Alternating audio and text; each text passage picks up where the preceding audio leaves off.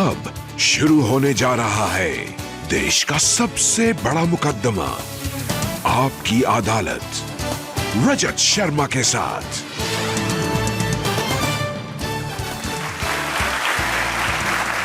नमस्कार, आपकी अदालत में आपका स्वागत है। आपकी अदालत में आज पेश करेंगे एक ऐसे नेता को जो कैमरे पर कम दिखाई देते हैं, एक ऐसे नेता जो कैमरे पर आते हैं तो कम बोलते हैं, लेकिन जनता की तरफ से उन पर इल्जामात बहुत सारे हैं। बहुत लंबी फहरिस्त मेरे पास में है। Please welcome Bharatiya Janata party के नेता अमित शाह।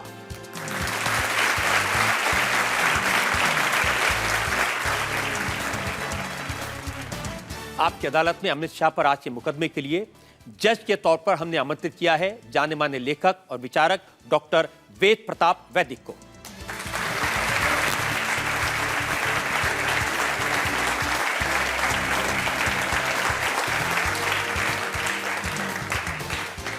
और इससे पहले कि आपकी अदालत में आज का मुकदमा शुरू करें, आज के जज डॉक्टर वेद प्रताप वैदिक की इजाजत चाहेंगे आज का कार्रवाई शुरू करने के लिए। कार्रवाई शुरू की जाए।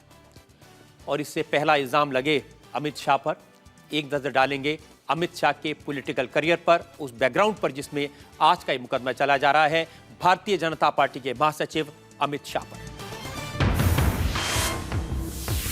अमित शाह आज की राजनीति में देश के सबसे कंट्रोवर्शियल चेहरों में से एक हैं। अमित शाह नरेंद्र मोदी के खासम खास हैं। बीजेपी के महासचिव अमित शाह पार्टी के लिए सबसे महत्वपूर्ण राज्य उत्तर प्रदेश के इलेक्शन इंचार्ज हैं। अमित शाह चुनाव लड़ाने और जिताने में माहिर हैं। ये खुद 5 बार गुजरात असेंबली का चुनाव रिकॉर्ड मार्जिन से जीत चुके हैं। अमित शाह एल.के. आडवाणी के चुनाव के इंचार्ज रहे हैं। अब इन पर नरेंद्र मोदी को जिताने का दारोमदार है।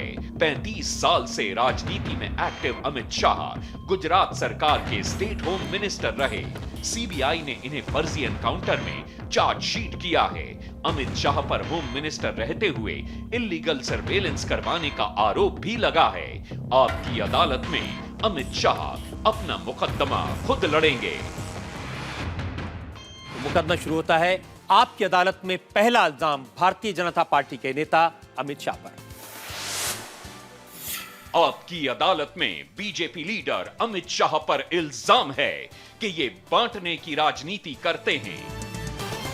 अभी जी ये बात सही है कि आप नरेंद्र मोदी के हनुमान हैं और उत्तर प्रदेश की लंका को फतेह करने के लिए आपको भेजा गया है?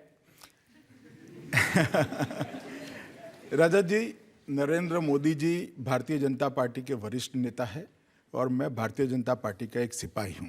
ये बात सच है कि उत्तर प्रदेश में मुझे प्रभारी बनाया गया है और पार्टी ने इसी हेतु मुझे प्रभारी बनाया होगा कि मैं उत्तर प्रदेश में पार्टी को यश दिलाऊं। इस सिपाही पर जनता का इल्जाम यह है कि ये उत्तर प्रदेश में गए हैं वहां की जनता को धर्म के आधार पर बांटने के लिए, लोगों को आपस में लड़ाने के लिए, पोलराइज करके चुनाव जितवाने के लिए। 2012 में यूपी में चुनाव हुए थे। उस वक्त मैं वहां नहीं था। संविधान की सहमति न होने के बावजूद मुस्लिम रिजर्वेशन की बात कर चुनाव को किसने कम्युनलाइज किया? भारतीय जनता पार्टी ने नहीं किया। सपा ने करा, बसपा ने करा, कांग्रेस ने करा। अब जब भारतीय जनता पार्टी मुस्लिम आरक्षण का विरोध करती है क्योंकि वो संविधान सहमत नहीं है, तो भारतीय जनता पार्टी पर आरोप लगता है कि आप इलेक्शन को कम्युनलाइज कर रहे हो। रिजर्वेशन के बारे में राज्य सरकार कुछ कर भी नहीं सकती, फिर भी रिजर्वेशन को, मुस्लिम रिजर्वेशन को चुनावी मुद्दा बनाने वाली पार्टियों पे ये आरोप नहीं हो रहा है। आरोप हो रहा है कि संविधान में क्या इसके लिए प्रावधान है, इसकी स्पष्ट बात करने वाली भारतीय जनता पार्टी पे। मुझे लगता है कि अब देश की राजनीति हिंदू मुसलमान से बहुत आगे निकल चुकी है। अगर हमारी विरोधी पार्टियां इससे आगे नहीं निकली तो जनता उनको जवाब दे देगी। लेकिन जब आपने प्रभार संभाला, सबसे पहले आप कहां गए? राम जन्मभूमि, रामलला के मंदिर में, और बाहर निकलकर आपने कहा कि राम मंदिर बनाना ये हमारा लक्ष्य है।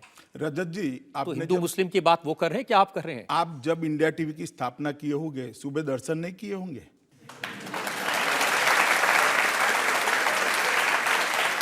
आपका इससे आपका चैनल कम्युनलाइज हो जाएगा।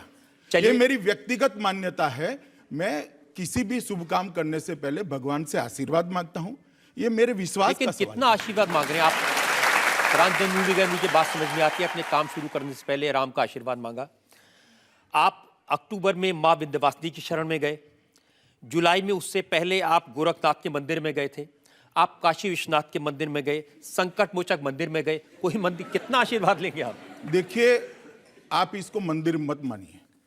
देश के करोड़ों लोगों के श्रद्धा केंद्र हैं और देश के करोड़ों लोगों की आस्था जिन स्थानों के साथ जुड़ी हुई है, इसके प्रति मेरी आस्था व्यक्त करना ये जननेता का भी एक काम है और मैं व्यक्तिगत रूप से भी मानता हूं उस जगह में किसी न किसी प्रकार की ऊर्जा होगी, तभी तो देश के करोड़ों लोग वहां जाते हैं। या आप अपना चेहरा, हिंदुत्व का चेहरा दिखाने की कोशिश कर रहे हैं मंदिरों में जाकर? देखिए, उसमें दिखाने की जरूरत नहीं है। मेरी पार्टी पे इतने इल्जाम पहले से लगे हैं। मैं जिस दिन से भारतीय जनता पार्टी का कार्यकर्ता बनता हूं उसी दिन से मुझ पर ये आरोप लगना बड़ा स्वाभाविक है, मैं कुछ करूं न करूं। जब आरोप लगे रहे तो दो चार मैं भी लगा देता हूं। जी जरूर लगाइए रजत जी। आजम खान साहब कहते हैं कि अमित शाह को नरेंद्र मोदी के कहने पर उत्तर प्रदेश भेजा गया और यहां दंगे करवाने के लिए भेजा गया, इसलिए उन्होंने मुजफ्फरनगर में दंगे करवाए। मुजफ्फरनगर दंगों के लिए अगर कोई एक बात जिम्मेदार है तो जो मूल घटना हुई थी उस वक्त सीआरपीसी के हिसाब से पुलिस ने कार्रवाई नहीं करी। अगर सीआरपीसी के हिसाब से पुलिस कार्रवाई करती तो इधर और साइड की भावनाएं भड़कने का सवाल ही पैदा नहीं होता था। मगर कि आप सीआरपीसी की कार्रवाई को, सामने आरोपी कौन है, किस धर्म का है, कितनी बड़ी वोट बैंक है, वो वोट बैंक मेरी पार्टी के साथ है या नहीं है, इसके आधार पर करते हैं। समाजवादी पार्टी की सरकार बिल्कुल वोट बैंक के आधार पर पॉलिटिक्स कर रही है, प्रशासन चला रही है, प्रशासन को बांट के रखा है और इसका रिएक्शन आना बड़ा लाजमी है। एक भी मेरा मुजफ्फरनगर के दंगों के पहले मुजफ्फरनगर ना दौरा हुआ है, ना मैंने मीटिंग करी है, ना मुजफ्फरनगर के इर्द गिर्द के किसी जिलों में मेरा दौरा हुआ है। मगर आरोप लगाने के लिए लगाना है और मीडिया को भी उसको उछालना है तो डेमोक्रेसी है भाई, कोई भी कुछ भी कर ले। जिनको उन्होंने पकड़ा, जिन्हें उन्होंने जेल में भेजा, भारतीय जनता पार्टी के एमएलए, आगरा में नरेंद्र मोदी की रैली हुई तो उन दोनों एमएलए संगीत सोम और सुरेश राणा, इन दोनों को जनता के सामने सार्वजनिक तौर पर सम्मानित किया गया। दंगे करवाने वालों को आप सम्मानित करेंगे और इल्जाम सरकार पर लगाएंगे? उनका सम्मान दंगों से आरोप उन पर लगे ही इसके लिए नहीं किया गया। जिस एफआईआर पे उनकी अरेस्ट हुई, दूसरे ही दिन कोर्ट ने उनको जमानत दे दी क्योंकि प्राइमा फेसी केस नहीं बनता था। जैसे ही जमानत हुई, सिर्फ ये दोनों एमएलए को, 3 भारतीय जनता पार्टी के कार्यकर्ताओं को ही गुंडाधारा में, एनएसए में अंदर लिया गया और किसी पार्टी के कार्यकर्ता को नहीं लिया गया। फिर ये लोग एनएसए के तहत जेल में रहे क्योंकि एनएसए में बेल का प्रावधान नहीं है। जब एनएसए की बोर्ड के सामने केस चला तो एनएसए ने कहा कि इनके खिलाफ, एनएसए के बोर्ड ने कहा इनके खिलाफ एनएसए लगाने योग्य कोई भी बात नहीं है, हम इनको बरी करते हैं क्योंकि सरकार ने उनको गलत तरीके से जेल में रखा था और दमन के खिलाफ वो लड़े थे, इसलिए उनका सम्मान किया था, नहीं कि दंगों के आरोप उन पर है इसलिए। लेकिन अमित जी, जो मुख्यमंत्री है उत्तर प्रदेश अखिलेश यादव, उन्होंने कहा कि मुजफ्फरनगर के दंगों में एक सोची समझी रणनीति के तहत भारतीय जनता पार्टी ने लोगों को भड़काया और ताकि पोलराइज कर सकें और वोट पा सकें। सामने वाले पे आरोप लगाना बड़ा सरल सामने है वाला और जनता सब जानती है। रजत जी, 2014 के चुनाव में देख लीजिएगा, सपा को आप दूरबीन लेकर भी उत्तर प्रदेश में ढूंढ नहीं पाए।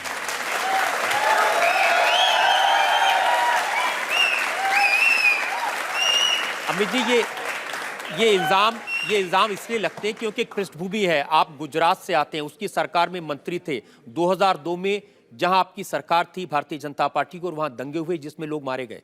भारतीय जनता पार्टी की सरकार, नरेंद्र मोदी की सरकार गुजरात के हर गांव में बिजली पहुंचाती, उस पर एक भी कार्यक्रम नहीं होता। हर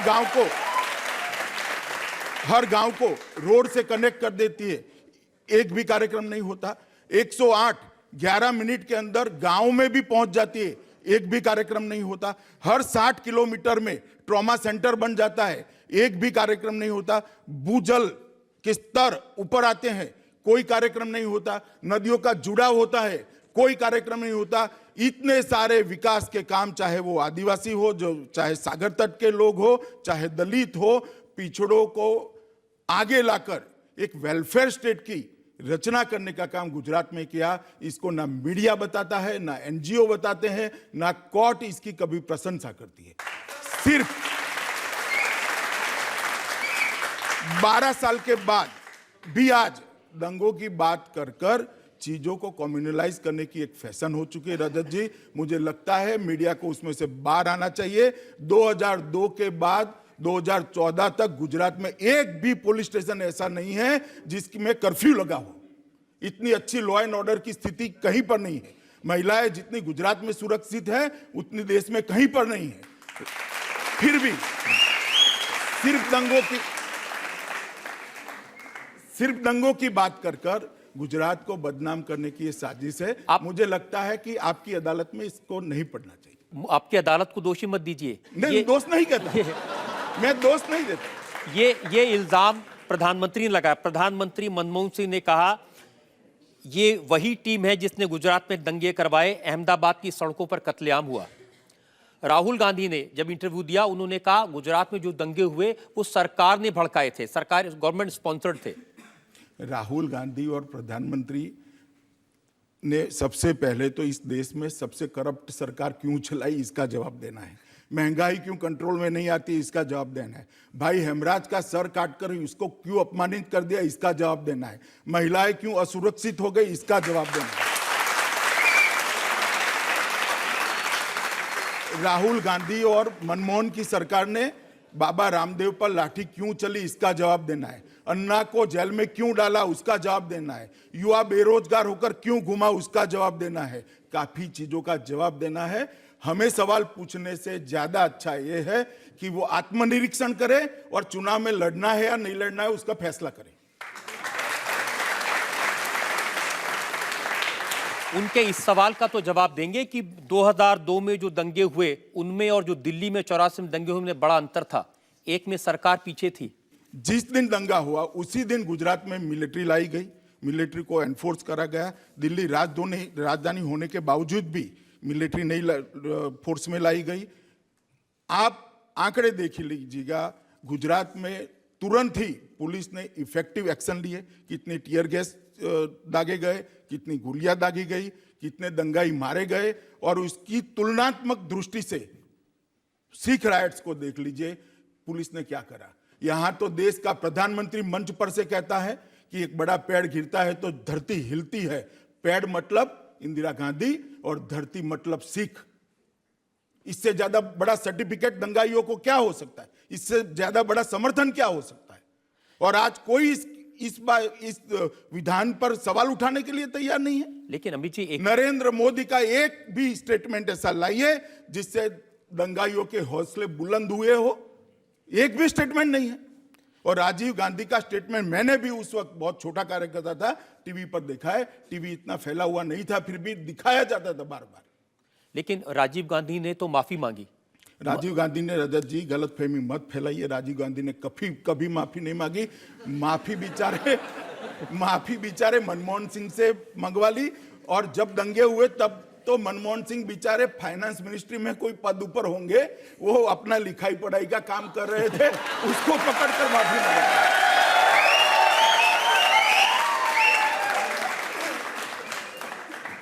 लेकिन नरेंद्र मोदी ने तो माफी नहीं मांगी। माफी की मांग कर और माफी मांगकर जनता को भ्रमित नहीं करना चाहिए। दोष का परिमार्जन माफी से नहीं होता है। अगर दोष है तो दोषी को सजा मिलनी चाहिए और दोष नहीं है तो दोषी को दोष मुक्त मानना चाहिए। इस बात में हम लोग विश्वास रखने वाले लोग हैं। तो पब्लिक लाइफ में सिर्फ माफी मांगकर जनताओं की भावनाओं के साथ खिलवाड़ नहीं करना चाहिए। जमीनी हकीकत अगर दोषी है तो सजा मिलनी चाहिए और दोषी नहीं है तो दोष नहीं लगना चाहिए। तो नरेंद्र मोदी दोषी हैं या नहीं है आपकी नजर में? मैं क्या कहूंगा जी, इस देश की सर्वोच्च अदालत ने कह दिया कि नरेंद्र मोदी पर दंगों का कोई आरोप नहीं बनता है, कोई आरोप नहीं बचता है। अदालत ने कहा वो एसआईटी की रिपोर्ट के आधार पर कहा, और वो एसआईटी की रिपोर्ट थी एक केस के, वो जो जाफरी साहब का जो हत्या हुई थी उससे रिलेटेड था। जाकिया जाफरी की जो कंप्लेंट थी वो अपने आप में पूरे गुजरात के दंगे सरकारी मशीनरी का दुरुपयोग कर भारतीय जनता पार्टी ने करवाए और उसकी अगुवाई नरेंद्र मोदी ने करी। इस तरह की एक जनरल टाइप की कंप्लेंट थी। उस पर एसआईटी सुप्रीम कोर्ट ने अपॉइंट की। एसआईटी के चयन में हमारा कोई रोल नहीं है, एसआईटी के फंक्शनिंग में हमारा कोई रोल नहीं है, एसआईटी की कामगिरी में हमारा कोई रोल नहीं है। एसआईटी की रिपोर्ट सुप्रीम कोर्ट के सामने रखी गई। एसआईटी की रिपोर्ट को सुप्रीम कोर्ट ने स्वीकारा और सुप्रीम कोर्ट ने कहा कि आप मेट्रो कोर्ट में इसको रखिए, कोर्ट अगर स्वीकार करती है तो ठीक है। मेट्रो कोर्ट के सामने रखी, उसके विरोध में भी एनजीओ भी आए, पीड़ित भी आए। इस पर एक लंबी बहस चली 6 महीना तक, और उसके बाद मेट्रो कोर्ट ने भी निर्णय किया कि एसआईटी की रिपोर्ट सही है। मुझे लगता है कि अब कांग्रेस कार्यालय में इसका न्याय हो तभी आप न्याय मानेंगे, तब तक इसको न्याय नहीं मानेंगे। क्योंकि आपने न्यायपालिका का नाम लिया, मैं आपकी बात मान लेता हूं, लेकिन अब यह कहा जा रहा है कि उत्तर प्रदेश में आप लोगों को जाति के आधार पर बांटने की कोशिश कर रहे हैं। यह आपका बयान है। आपने अपने कार्यकर्ताओं से कहा पिछड़ा वर्ग देश में इस समय निर्णायक स्थिति में है, यह वर्ग लगातार आगे बढ़ रहा है। कार्यकर्ता लोगों के बीच जाएं और बताएं नरेंद्र मोदी पिछड़े वर्ग के हैं, पिछड़े वर्ग के व्यक्ति को प्रधानमंत्री बनाने के लिए लोग एकजुट हो जाएंगे। मेरा पूरा भाषण इस तरह से था क्योंकि नरेंद्र मोदी पिछड़े वर्ग से आते हैं, उनको पिछड़े वर्ग की समस्याओं की अच्छी समझ है, और ऐसा व्यक्ति अगर देश का प्रधानमंत्री बनता है तो पिछड़े वर्ग के विकास के लिए ज़्यादा अच्छी तरह से काम हो सकता है। और मैं मानता हूं कि पिछड़े वर्ग की समस्याओं का निराकरण जब तक नहीं करते, इस समाज में सभी लोगों को सुखी करने का कोई रास्ता नहीं है। जो पिछड़े हैं उसको आगे लाना, वो बांटना नहीं होता है। जो पिछड़े हैं उनको पिछड़े रखकर वोट बैंक बनाना, वो बांटना है। पिछड़ों को आगे लाके अगड़े जो है उनके साथ मिला देना, वो बांटना नहीं है, जोड़ना होता है। अमित शाह जी, लोगों को ये बताना कि नरेंद्र मोदी पिछड़ी जाति के हैं इसलिए उनको वोट दें, इसलिए उनके साथ जुड़ जाएं, ये तो बांटना है ना। मेरा बताने से क्या होता है जी? सबको मालूम है कि वो पिछड़ी जाति के हैं, सबको मालूम है उनका बैकग्राउंड क्या है, सबको मालूम है वो गरीब के घर में जन्मे हैं, सबको मालूम है वो उन्होंने गरीबी को देखा है, सबको मालूम है वो संघर्ष कर आगे आए हैं, सबको मालूम है। उसमें मेरे बताने से ना बताने से कोई फर्क नहीं पड़ता। तो अब आप लोगों को चाय पिलाकर उनसे वोट लेंगे?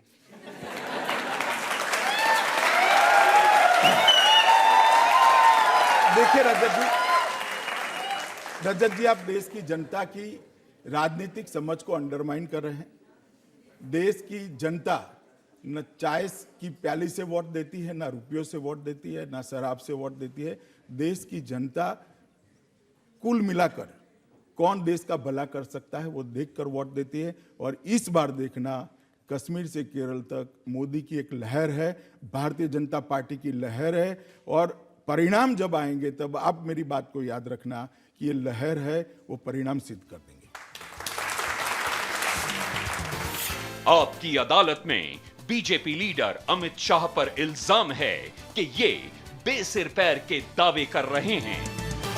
आप अमित जी कह रहे हैं देश भर में मोदी की लहर है, आप कह रहे हैं कि सारे देश में हवा चल रही है, बीजेपी के लोगों के अलावा और तो कोई इसको मानने को तैयार नहीं है। मैं जमीनी कार्यकर्ता हूं, मैं लोगों के बीच में रहता हूं, लोगों के बीच में घूमता हूं, और खासा तगड़ा मेरा लोक संपर्क होता है, और मेरा अनुभव भी बहुत है। एक बड़ी लहर भारतीय जनता पार्टी के पक्ष में और भारतीय जनता पार्टी के नेता मोदी के प्रति एक आंधी जैसी वेव चल रही है।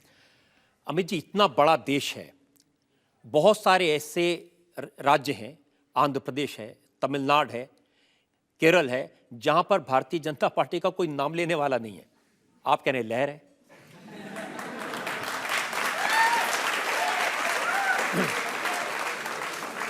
देखिए रजत जी, हमारा मुकाबला कांग्रेस से है।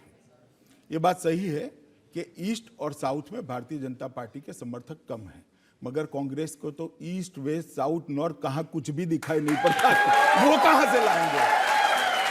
और जब कांग्रेस को समर्थन नहीं है तो इस पार्टी में और देश में और कोई ऑप्शन नहीं बचता। कांग्रेस को समर्थन नहीं मिलता है तो भारतीय जनता पार्टी को ही समर्थन मिलता अमित जी, ख्याली पुलाव नहीं है? ऑल इंडिया अन्ना डीएमके की जयललिता भारतीय जनता पार्टी के साथ नहीं है, वो बड़ी ताकतवर नेता है तमिलनाडु में।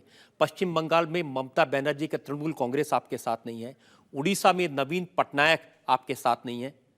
तो कैसे 272 सीटें लाएंगे? है। जब एक जनता फैसला देती है, एक सबसे बड़े दल में कोई पार्टी उभर कर आती है, तो बाकी सभी पार्टियां भी जनादेश जो होता है उसका सम्मान करती है, और ये मैं मानता हूं कि लोकतंत्र के अनुरूप बात है। देखिए, सब लोग कहते हैं कि अगर भारतीय जनता पार्टी सरकार बनाएगी तो उत्तर प्रदेश और बिहार में ज्यादा सीटें हैं उसके हिसाब से बनाएगी, और आप पर उत्तर प्रदेश की जिम्मेदारी है। कितनी सीटें आपके हिसाब से मिलेंगी? मैं सीटों के आंकड़े में जाना नहीं चाहता, मगर मैं निश्चित रूप से कहता हूं कि उत्तर प्रदेश में भारतीय जनता पार्टी सबसे बड़ी पार्टी बनकर उभरेगी, और पहले और दूसरे नंबर का अंतर कम से कम 20 सीटों का होगा। चलिए, आप सीटें नहीं बता रहे, आज जनता को यह बता दीजिए कि क्या ये जो खबर चल रही है नरेंद्र मोदी उत्तर प्रदेश से चुनाव लड़ेंगे, ये सही है? देखिए, मैं चाहता हूं यूपी के प्रभारी के नाते कि मोदी जी उत्तर प्रदेश से चुनाव लड़े, क्योंकि उत्तर प्रदेश भारतीय जनता पार्टी का इससे फायदा है।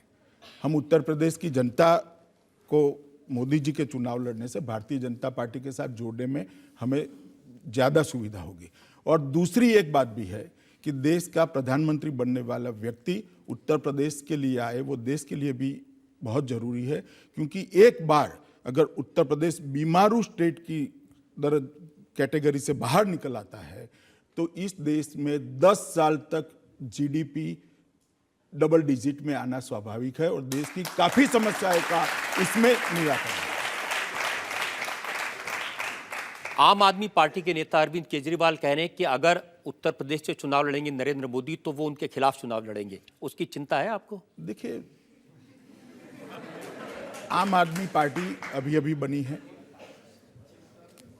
हम बहुपक्षीय लोकतांत्रिक व्यवस्था में है, हर पार्टी अपना प्रत्याशी हर सीट पर लड़ा सकती है, इसमें चिंता का तो कोई सवाल ही नहीं है।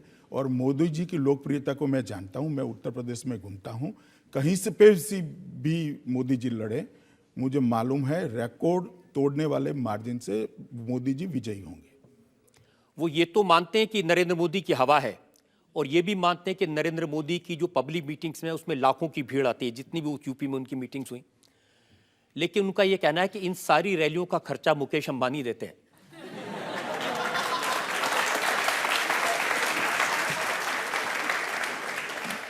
राजा जी, देखिए, इस तरह के आरोप लगाना जिसका कोई आधार नहीं है वो बड़ा सरल होता है, और मैं मानता हूं कि पब्लिक लाइफ में, सार्वजनिक जीवन में इस तरह के आरोप आधार के बगैर नहीं लगाने चाहिए, और मैं इस तरह के आरोपों का जवाब नहीं देना चाहता। मेरी पार्टी रजिस्टर्ड पार्टी है, मेरी पार्टी को चुनाव आयोग के सामने खर्च का हिसाब देना पड़ता है, वो हिसाब पब्लिक होता है, सार्वजनिक होता है, और कोई भी उसको उठाकर देख ले और बाद में बात करें। अरविंद केजरीवाल की पूरी चिट्ठी मेरे पास में जो उन्होंने नरेंद्र मोदी को लिखी है, और उनको दुख इस बात का है नरेंद्र मोदी ने इसका जवाब नहीं दिया। आप तो दे दीजिए, कम से कम 2-4 बातों का आप ही जवाब दे दीजिए। देखिए, मैं आपको बता दूं, मोदी जी हर एक की चिट्ठी का जवाब देते हैं, छोटे छोटे व्यक्तियों का। केजरीवाल साहब अब मीडिया से ही बात करते हैं, तो मोदी जी क्या जवाब दे उस चीज का? वो अपने आप अनर्गल आरोप लगाते रहते हैं, और ठीक है, अब उनकी राजनीति। अब देखिए, उन्होंने कहा कि अखबारों में छपी खबरों के मुताबिक मुकेश अंबानी के जहाजों में नरेंद्र मोदी घूमते हैं। उन्होंने ही लिखा है कि अखबार में छपी खबरों के आधार पर। जी, अब मैं क्या कहूं आगे?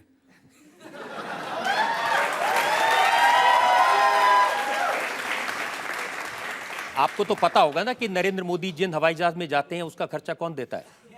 नरेंद्र मोदी राज्य के मुख्यमंत्री हैं। अगर नरेंद्र मोदी को हवाई जहाज से जाना है तो गुजरात राज्य की स्थिति ऐसी नहीं है कि अपने मुख्यमंत्री के लिए हवाई जहाज न कर सके। और एक उन्होंने लिखा है कि आपके पीछे मुकेश अंबानी हैं, अगर आप किसी तरह प्रधानमंत्री बने तो इसका मतलब क्या आपकी सरकार मुकेश अंबानी चलाएंगे?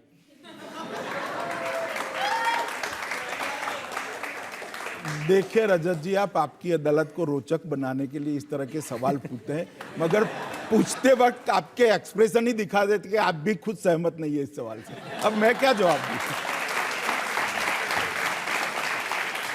जो सवाल अमित जी पब्लिक डोमेन में नहीं, मैं लगाए एक जाते बात हैं। कह देना चाहता हूं, मैं इसी मुकेश अंबानी या किसी और उद्योगपति का नाम देना नहीं चाहता, देना अच्छा भी नहीं है, मगर मैं बताता हूं नरेंद्र मोदी कौन है।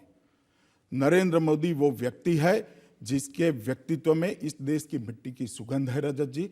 नरेंद्र मोदी वो व्यक्ति है जो इस देश की समस्याओं को जानता है।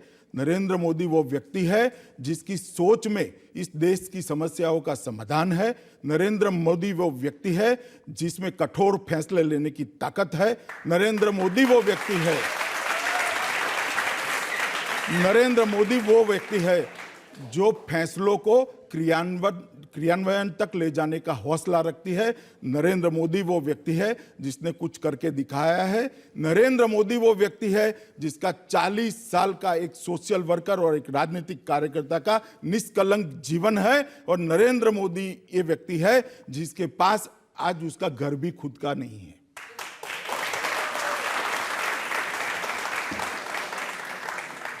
लेकिन उसी नरेंद्र मोदी के लिए राहुल गांधी कहते हैं वो खून के सौदागर हैं।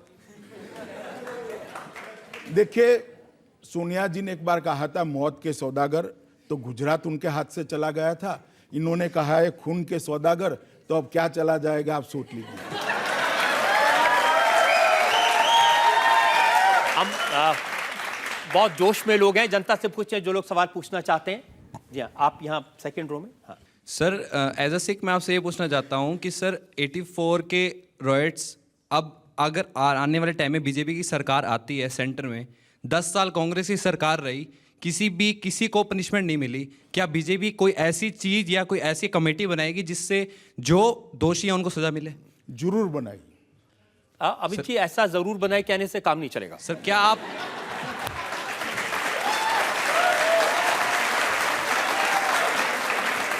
जो हमारे सिख समाज की भावनाएं हैं उनको ध्यान में रखते हुए आपको ये बताना पड़ेगा कि क्या करेगी बीजेपी की सरकार। देखिए, ये बड़ा कॉम्प्लेक्स मामला है, काफी अदालतों के सामने पड़ा है, मगर एक बात सही है कि भारतीय जनता पार्टी चाहती है कि सिख राइट्स में जो लोग दोषी हैं उनको दंड मिले।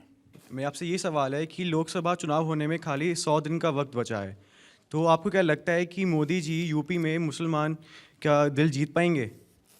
देखिए, इस देश के लोकतंत्र के लिए बहुत जरूरी है कि वोटरों को हिंदू मुसलमान के आधार पर नहीं बांटना चाहिए। मोदी जी जब डेवलपमेंट की बात करते हैं तो सबके लिए होती है। गांव में पानी पहुंचेगा तो मुसलमान के पास नहीं पहुंचेगा, हिंदू के पास पहुंचेगा, ऐसा नहीं होता। जब स्कूल बनता है तो सिख के बच्चे भी पढ़ेंगे, हिंदू के भी पढ़ेंगे, मुसलमान के भी पढ़ेंगे। कृपया आप इन बातों से निकल जाइए। एक कांग्रेस की एक भ्रांति बनाई हुई है कि डेवलपमेंट को धर्म के आधार पर करना चाहिए, डेवलपमेंट को जरूरत के आधार पर करना चाहिए, कभी धर्म के आधार पर नहीं। जयराम रमेश जैसे नेता कहते हैं ये भस्मासुर हैं। अब जयराम रमेश को कांग्रेस का डर है। अगर कांग्रेस के चुनाव की संभावनाओं पर मोदी का हाथ पड़ गया तो मैं क्या कर सकता हूं। आपकी अदालत में बीजेपी लीडर अमित शाह पर आरोप है कि इनके शासन में फर्जी एनकाउंटर हुए। अमित जी, मैं थोड़ा सा बैकग्राउंड में आपको ले जाना चाहता हूं।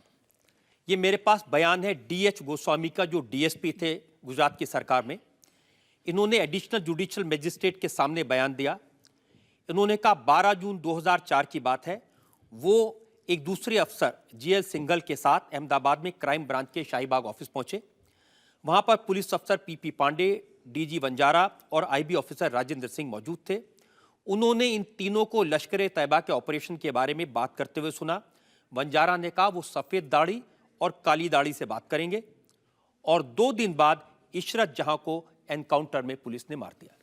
जिस बयान का आप हवाला दे रहे हैं, गोस्वामी के बयान का, आपको मालूम नहीं है कि ये बयान जब दर्ज हुआ उसके कुछ दिन पहले गोस्वामी को डिफॉल्ट बेल पे रिहा कर दिया। डिफॉल्ट बेल ये होता है कि 90 दिन में अगर आप चार्जशीट न करें तो आरोपी अपने आप बरी हो जाता है। सीबीआई ने 90 दिन में चार्जशीट न कर इनको बरी कर दिया, श्री गोस्वामी को, और उसके बाद में गोस्वामी का एक बयान आया है।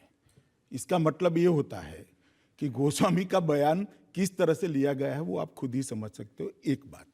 दूसरी बात, जहां तक मेरा सवाल है, सीबीआई हमारे तो हाथ में है नहीं अभी, यूपीए की सरकार है, वो मुझे तो फंसाना ही चाहती है, फिर भी सीबीआई चार्जशीट में मेरा नाम नहीं डाला है। ये दूसरी बात। और तीसरी बात, जहाँ तक इशरत जहान एनकाउंटर का सवाल है, सीबीआई ने चार्जशीट में सेंट्रल आईबी के अफसरों का भी नाम डाला है और सीबीआई ने ये भी लिखा है 197 की परमिशन मांगी है। मैंने अखबारों में पढ़ा है, चार्जशीट नहीं देखा है, और उसमें कहा है कि इट वाज टेरर ऑपरेशन। अब सेंट्रल आईबी यूपीए के शासन में अमित शाह से कहने से एनकाउंटर करेगी, ऐसा आप मान सकते हैं क्या? मैं नहीं मान सकता, लेकिन जो इशरत जहां की मां है उनके मैं बार बार स्टेटमेंट देखता हूं, वो कह रही हैं कि मेरी बेटी निर्दोष थी, मेरी बेटी टेररिस्ट नहीं थी और उसे गलत तरीके से फंसाया गया और मार दिया गया। देखिए, पहली बात तो जहां तक मुझ पर आरोप का सवाल है, मेरा इससे कोई लेन देन नहीं। अब सीबीआई ने आपसे तो मैं सिर्फ ये पूछ रहा हूँ, ये काली दाढ़ी सफेद दाढ़ी उन्होंने क्या कहा? ये नहीं, मैंने कहा ना, क्यों मैंने आपको बताया, किसी व्यक्ति के सामने अगर दो ऑप्शन होते हैं कि ऐसा स्टेटमेंट देने से आप बरी हो जाते हो, जेल के बाहर निकल जाते हो, और न देने से जेल के अंदर रहते हो, तो आप बताइए रजत जी, वो क्या पसंद करेगा? लेकिन अमित जी, ऐसा क्यों होता था? जिस भी व्यक्ति पर यह इल्जाम लगता था या जो भी आतंकवादी गुजरात में एंटर करता था नरेंद्र मोदी को मारने के लिए, ऐसे सब के सब लोग एनकाउंटर में मारे गए। रजत जी, मेरी बात आप ध्यान से सुन लीजिए, और अच्छा हुआ आपने सवाल कर दिया। मैं आपके माध्यम से देश की जनता को भी दिखाना चाहता हूँ, सत्य ये नहीं है। सत्य ये है कि जितने कालखंड में गुजरात का गृह मंत्री रहा, उसी कालखंड में देश भर में 1500 एनकाउंटर हुए। 1500 एनकाउंटर हुए, इसमें एंटी सोशल भी थे, एंटी नेशनल भी थे। 1500 एनकाउंटर में से गुजरात में 14 हुए, 1/4। ठीक है, मेरा एक सवाल आपके माध्यम से जनता से और यूपीए सरकार से है कि देश भर में 1500 एनकाउंटर में से सिर्फ 14 एनकाउंटर पर ही क्यों इंक्वायरी हो रही है? सीबीआई की जांच सिर्फ 14 एनकाउंटर में ही क्यों हो रही है? देश में बाकी एक भी एनकाउंटर की जांच नहीं होती, सिर्फ गुजरात के एनकाउंटर की क्यों जांच हो रही है? क्योंकि उनको मालूम है कि गुजरात को बदनाम करना है तो मोदी को बदनाम करना पड़ेगा, और मोदी को बदनाम करना है तो और कोई तो रास्ता है नहीं, अमित शाह को करना पड़ेगा। नहीं, अमित शाह छोड़िए ना, अमित शाह रास्ते में आता है। नरेंद्र मोदी के शासन का कांग्रेस के पास कोई जवाब नहीं है, इसलिए देश भर में कहीं भी ह्यूमन राइट्स का मसला नहीं उठता, सिर्फ गुजरात में ही उठता है और एनकाउंटरों की जांच होती है। और दूसरी बात, जहां तक एनकाउंटर का सवाल है, एनकाउंटर किसके हुए वो भी देखना चाहिए। गुजरात में एक भी एंटी सोशल का एनकाउंटर नहीं हुआ, एंटी नेशनल के एनकाउंटर हुए। सोहराबुद्दीन एनकाउंटर का सवाल था, सोहराबुद्दीन के घर से 200 AK-47 राइफलें मिली है, 250 हैंड ग्रेनेड्स मिले हैं, 1 लाख का एम्यूनेशन मिला है, और गुजरात की पुलिस ने उसके मुठभेड़ में मार दिया। मैं इसका कोई समर्थन नहीं करता हूं, अगर ये फर्जी एनकाउंटर है तो। लेकिन इल्जाम तो आप पर है कि आपके इशारे पर उनको मारा गया। ठीक है, इल्जाम मुझ पर है, मुझे पकड़ लिया, पकड़ने के बाद कोर्ट के सामने रखा। गुजरात की हाई कोर्ट ने कहा कि there is no prima facie case against Amit Shah, और उसके बाद में उस फैसलों को सुप्रीम कोर्ट ने मान्य रखा है, और आज तक मुझ पर चार्ज फ्रेम करने की कार्यवाही सीबीआई ने नहीं करी है। लेकिन अमित जी, जो फोन कॉल थी जो रिकॉर्ड हुई थी आपके और एनके अमीन के बीच में, ये भी पुलिस अधिकारी थे, उसने कहा कि जिस दौरान सोहराबुद्दीन का एनकाउंटर हुआ, अमित शाह और एनके अमीन जो जूनियर अफसर थे, दोनों लगातार संपर्क में थे। देखिए रजत जी, ये सत्य को तोड़ मरोड़ कर रखा जा रहा है। मैं गृह मंत्री था तो मेरी वाटर सप्लाई के एग्जीक्यूटिव इंजीनियर से बात होगी, मेरी पुलिस अफसर से ही बात होगी। और ऐसा नहीं है कि सिर्फ एनकाउंटर के दिनों में बात हुआ है, इनके पास मेरे 5 साल का टेलीफोन रिकॉर्ड है, और 5 साल में 130 पुलिस अफसरों से मेरी बात हुई है, इसी फ्रीक्वेंसी से हुई है। तो हर रोज एनकाउंटर हुए क्या? हर रोज एनकाउंटर हुए। और रजत जी, मैं बताता हूं, परसों आपने मुझसे फोन पर बात कर ली। अब मैं किसी गुनाह में अगर फंसता हूं तो आप गुनहगार हो गए क्या? कहां का न्याय है भाई, कहां का न्याय है? और इसी पैमाने को अगर ले ले तो ठीक, अच्छा हुआ कि ओसामा बिन लादेन का एनकाउंटर गुजरात में नहीं हुआ, वरना ओबामा को बेचारे को जेल में डाल देते। अमित जी, आप कह रहे हैं कि पुलिस अफसरों से आपकी लगातार बात होती थी। एक अफसर हैं वंजारा साहब जो जेल में हैं, उनकी एक चिट्ठी है, उसके कुछ अंश पढ़ना चाहता हूं। आप कह रहे हैं अफसरों से आपकी बात होती है, अफसर आपके बारे में क्या कह रहे हैं ये बता दो। मत पढ़िए ना, पूरे देश ने पढ़ा है। एक बार मुझे भी पढ़ने दीजिए। मत पढ़िए, मैं बता देता हूँ। वंजारा से ये चिट्ठी लिखने के बाद भी मेरी कोई शिकायत नहीं है। कोई व्यक्ति को गलत तरीके से अगर 6 साल तक जेल में रखा जाए तो उसकी भावनाओं में जो उभार आता है उससे मैं सहमत हूं, और वंजारा ने ये चिट्ठी लिखी है, उससे मेरी कोई शिकायत नहीं। उन्होंने तो ये कहा कि अमित शाह नरेंद्र मोदी को गुमराह कर रहे थे। ठीक है, मैंने कहा कि 6 साल कोई व्यक्ति जेल में रहता है तो स्वाभाविक रूप से व्यवस्था के प्रति और जो लोग शासन में उनके प्रति रोष होता है। मैं वंजारा की भावनाओं को मैं समझ सकता हूँ। इल्ज़ाम तो कांग्रेस के लोग ये लगाते हैं, और कई सारे पुलिस अफसर हैं, IAS अफसर हैं, वो इल्ज़ाम लगाते हैं कि अमित शाह ने इस्तेमाल किया वंजारा का, अमित शाह ने इस्तेमाल किया पुलिस अफसरों का। रजत जी, मुझे बताइए, मैं क्यों किसी का इस्तेमाल करूंगा? और मेरी सोहराबुद्दीन से दुश्मनी क्या थी जी? मैंने तो देखा भी नहीं उनको, कभी नहीं देखा। जब पुलिस ने इसके घर से असला पकड़ा तब तो मैं नहीं था मंत्री, कांग्रेस की सरकार थी। कोई मेरे समय में बड़े गुनहगार हो गए ऐसा नहीं है। वो हथियारों का व्यापारी था, राजस्थान बॉर्डर से हथियार लाता था। मेरा कोई लेन देन नहीं उससे, मैं क्यों ऐसा करूंगा भाई? और उसमें हैदराबाद पुलिस भी शामिल है, वहाँ कांग्रेस की सरकार है। उसमें राजस्थान पुलिस भी शामिल है, वहाँ भारतीय जनता पार्टी की सरकार है, मगर मैं मंत्री नहीं हूँ। और उसमें सेंट्रल IB भी शामिल है। ये पूरा अमित शाह, एक राज्य का MOS इतना ताकतवान होता है जो सेंट्रल IB को भी मैनेज करता है, हैदराबाद को भी मैनेज करता है, राजस्थान को भी मैनेज करता है। अमित शाह इसमें अमित शाह के रोल का सवाल नहीं है। गुजरात में भारतीय जनता पार्टी की सरकार ने जो विकास किया है उसका जवाब नहीं है, इसलिए जनता को भ्रमित करने के लिए एक षड्यंत्र के तहत मुझे फंसाया गया है। अमित जी, इमेज तो ये बनी कि अमित शाह के रास्ते में जो कोई आएगा उसका एनकाउंटर हो जाएगा। देखिए रजत जी, 5 बार असेंबली में चुनकर आया हूं, और 5 में से 4 बार पूरे गुजरात में सबसे ज्यादा वोट से चुनकर आया हूं मैं, आप ये समझ लीजिए।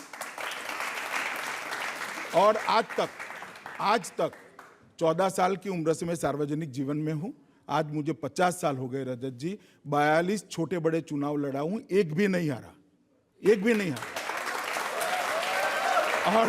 और 42 चुनाव में, चाहे वो पॉपुलर इलेक्शन के हो, कोऑपरेटिव्स के हो कि बाकी सब चुनाव हो, एक भी नहीं हारा। कितने लोग मेरे सामने लड़े होंगे? कुछ नहीं आओ किसी का। और देखिए आप कितनी बेखौफ होकर मुझे पूछ रहे क्या हो जाएगा आपको। कुछ नहीं होगा, ये लोग भी पूछ रहे हैं। आपकी अदालत में बीजेपी लीडर अमित शाह पर आरोप है कि इन्होंने अपनी पावर का बेजा इस्तेमाल किया। अमित जी, ये बात उस जमाने की है जब आप गुजरात में स्टेट होम मिनिस्टर थे। मैं कुछ सेंटेंस आपको सुना रहा हूं, ये फोन पर बात हो रही है। लड़की किससे बात कर रही थी, किस भाषा में बात कर रही थी, किस बारे में बात हुई, पूरी बात बताओ। दूसरा फोन है, रात में किससे बात की, कौन से फोन से बात की, पूरी तरह नजर रखो उससे कौन मिलने आया, ध्यान रखो ये पूरी खबर पहुंचानी है, अगर गलती की तो पकड़े जाओगे। आपको कुछ याद है ये क्या कॉन्वर्सेशंस हैं? जी जी, मुझे याद है रजत जी। आप स्नूप गेट की बात कर रहे हैं। अब जरा विदाउट इंटरप्शन मेरा सवाल सुन लीजिएगा। मैं सिर्फ लोगों को बता दूं कि मैं क्या पढ़ रहा था, एक बार उसके बाद आप बताइएगा। मैं सिर्फ ये बता रहा हूं कि ये वो 267 क्लिप्स हैं, उनका हिस्सा है जो ATS अफसर GL सिंगल ने CBI को सौंपे। मैं थोड़ा बैकग्राउंड में जाना चाहता हूँ रजत जी। सबसे पहले गुजरात में दंगों का ताना बाना मोदी जी के आसपास बुना गया और इस पर सवालिया निशान लगाए। सुप्रीम कोर्ट तक मामला चला, कुछ नहीं निकला। बाद में मुझे एनकाउंटर में फंसाया गया षड्यंत्र कर, उसमें भी एक केस कर अदालत पे निकल रहे, कुछ नहीं निकलता। उसके बाद में ये बात लाए हैं। जहाँ तक ये बात का सवाल है रजत जी, जब ये हुआ तब से मैंने कोई सार्वजनिक बयान नहीं दिया। पहली बार मैं आपकी अदालत में बता रहा हूँ। जब ये बात मीडिया में आ गई, देश की जनता की भी इच्छा थी, मीडिया में भी बहुत डिमांड हो रही थी कि इसकी कोई जांच होनी चाहिए। उसके बाद में गुजरात सरकार ने एक जांच बनाई है, जांच आयोग का गठन किया, न्यायिक जांच आयोग है। हमारे यहाँ जो कानून है उसमें न्यायिक जांच आयोग के सामने यहाँ पर बैठा हुआ कोई भी व्यक्ति, जनता का भी जा सकता है, आप भी जा सकते हैं, और जिनको कंप्लेंट थी वो भी जा सकते हैं। और वहाँ पर जो बात रखेंगे उसकी बात मैं न्यायिक जांच आयोग के सामने रखूंगा और उसका जवाब भी दूंगा। और मगर मेरी आपसे विनंती है कि जब न्यायिक जांच आयोग का गठन हो चुका हो तो उसकी सार्वजनिक बहस ठीक नहीं है। और तीसरे आपसे एक रिक्वेस्ट है कि जब भी ये जांच आयोग का रिपोर्ट आ जाए, आप जरूर एक आपकी अदालत इस स्नूप गेट पर रखिएगा, क्योंकि मैं सब बातों का जवाब खुलकर देना चाहता हूं। मैं भी आपसे जरा खुलकर ही पूछना चाहता हूं। जो अदालत जांच करेगी, जो जज साहब जांच करेंगे वो अलग है, लेकिन मुझे लगता है कि जनता की अदालत सबसे बड़ी होती है। और जीएल सिंघल साहब ने यह कहा कि अमित शाह उसमें गृह राज्य मंत्री थे, उनके और मेरे बीच की बातचीत है, ये चीज़ पब्लिक डोमेन में है, उन्होंने पब्लिकली कहा है। और अगस्त सितंबर 2009 की है, जहां पर पुलिस का बेजा इस्तेमाल किया अमित शाह ने। देखिए, इसमें सर्वेलेंस और सुरक्षा के बीच का मामला है। जांच आयोग का रिपोर्ट आ जाने दीजिए, ये सिद्ध हो जाएगा कि ये सुरक्षा दी जा रही थी, सर्वेलेंस नहीं किया जाएगा। आप इसका जवाब दे सकते हैं? मान लीजिए इस केस के बारे में नहीं हो, गुजरात में, अहमदाबाद में किसी भी लड़की को पुलिस उसका पीछा करे, वो मॉल में जाए, वो रेस्टोरेंट में जाए, वो जिम में जाए, सिनेमा हॉल में जाए, होटल में जाए, ये ठीक है? देखिए, पीछा किया है या क्या किया है, एक बार जांच आयोग का रिपोर्ट आना जाने दीजिए। मैं आपको कहता हूं रजत जी, ये सुरक्षा है या सर्वेलेंस है, इस पर ही पूरे मामले की आत्मा टिकी हुई है। एक बार जांच आयोग को तय करने दीजिए। ये आप बता सकते हैं कि ये आपने अपने लेवल पर किया या किसी और के कहने पर किया? क्योंकि वो इल्जाम लगा रहे हैं कि अपने साहब के कहने पर किया। देखिए, ये भी मैं जांच आयोग के सामने ही बताऊंगा, मगर इसमें कोई ऐसा काम नहीं किया जो सार्वजनिक जीवन के व्यक्ति ने नहीं करना चाहिए।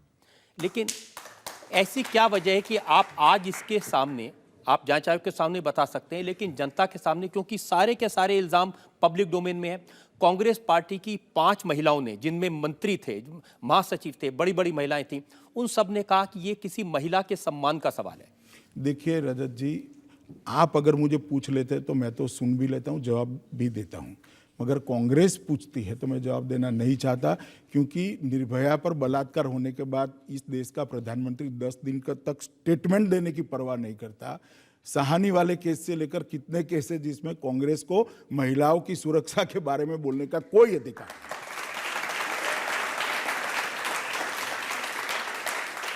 लेकिन कांग्रेस को यह पूछने का जो अधिकार है ना कि गुजरात राज्य में पुलिस की ताकत का इस्तेमाल किया जाए गैर कानूनी तरीके से, मगर वो तय तो हो जाने दीजिए। आप मेरा फैसला कर सकते, जुडिशियल मुद्दों का फैसला यहां पर नहीं कर सकते रजत जी। इस अदालत की भी एक मर्यादा है। चलिए, मैं इसकी अदालत की मर्यादा मान लेता हूं, लेकिन यह भी इल्जाम लगा कि जो जांच कमीशन बिठाया है वो गुजरात सरकार ने ही बिठाया है। आपकी सरकार, आप आरोपी, और जो फैसला होगा वो आपके पक्ष में हो जाएगा। गुजरात सरकार ने किसी सरकारी कर्मचारी को जांच आयोग का अध्यक्ष नहीं बनाया, हाईकोर्ट के रिटायर्ड जज को बनाया, और बड़ी निष्पक्ष जज है सुगनाबेन, और उनकी बड़ी अच्छी छवि गुजरात की जनता के मन में है। अगर हम इस केस की ना बात करें, इन जनरल में आपसे सवाल पूछूं, किसी भी महिला के बारे में इस तरह से उनकी सर्विलेंस करना, उनकी बात को रिकॉर्ड करना, ये ठीक माना जाएगा? सर्वेलेंस हुआ हो तब ना। अच्छा, किसी अभी तय ही नहीं हुआ कि सर्वेलेंस हुआ है रजत जी। मैंने कहा पूरा मामला सुरक्षा और सर्वेलेंस के बीच में है, एक बार तय हो जाने दीजिए, सुरक्षा प्रदान की गई है या सर्वेलेंस हुआ है। ठीक है, हम इंतजार करेंगे, और मेरा आपसे ये वादा है कि जब ये रिपोर्ट आ जाएगी तब मैं आपको आपकी अदालत में इसी जगह बिठाऊंगा, फिर खुलकर इस मामले में बात करेंगे। आप उल्टी बात करें, मैं डिमांड कर रहा हूं जी।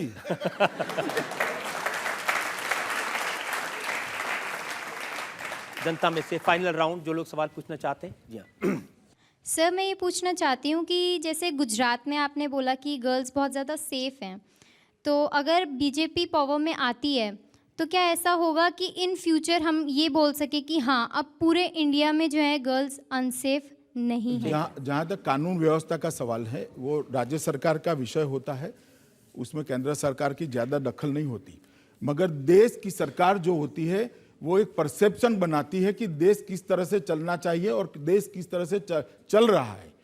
जहां तक भारतीय जनता पार्टी और नरेंद्र भाई का सवाल है, अगर नरेंद्र मोदी इस देश के प्रधानमंत्री बनते हैं तो महिलाओं की छोड़ दीजिए, मैं कहता हूं कि देश की सीमाओं के साथ भी कोई छेड़खानी करने की हिम्मत नहीं कर पाएगा, वो अपमान करता है। आपकी अदालत में आज हमने मुकदमा चलाया भारतीय जनता पार्टी के नेता अमित शाह पर। हमने अमित शाह से पूछा स्नूप गेट के बारे में, फर्जी एनकाउंटर्स के बारे में, उत्तर प्रदेश में भारतीय जनता पार्टी की रणनीति के बारे में, और लोगों ने अमित शाह से पूछा भ्रष्टाचार के बारे में, महंगाई के बारे में, नरेंद्र मोदी के बारे में। अब वक्त है आपकी अदालत में आज के जज डॉक्टर वेद प्रताप वैदिक के फैसले का। जनता की इस अदालत में मुझे दर्जनों बार आने का अवसर मिला है और देश के बड़े बड़े मुजरिमों पर फैसला देने का भी अवसर मिला है, लेकिन आज मैं ये अनुभव करता हूँ कि अमित शाह जैसा मुजरिम आज तक इस अदालत में कभी नहीं आया।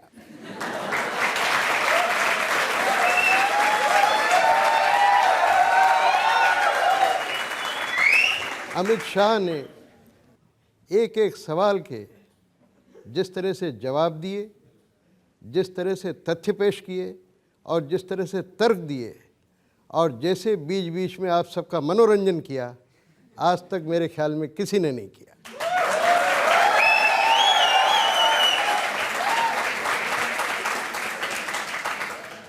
रजत शर्मा ने भी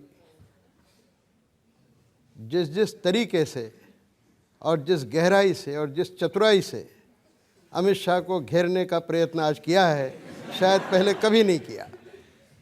मैं दोनों को, मुजरिम को और वकील साहब को, खूब तहे दिल से बधाई देता हूँ कि उन्होंने आज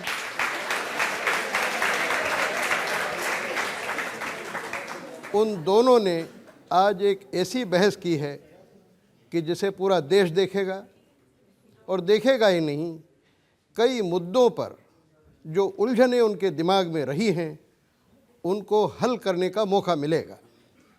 इस दृष्टि से आज की अदालत बहुत ही ऐतिहासिक है और मैं इस अदालत की ओर से मजबूर हूँ ये फैसला देने के लिए कि अमित शाह को पूरी तरह से बरी किया जाता है।